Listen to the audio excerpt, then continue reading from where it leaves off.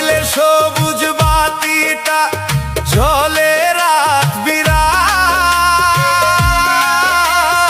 অথচ আমার ইনবক্সে শুধুই জমা হয় একরাশ আধার। আমি কল দিলে তুই ধরিস না আর দিস না কোনো সাড়া, তোর কাছে কি আমি এখন একদমই দিশেহারা।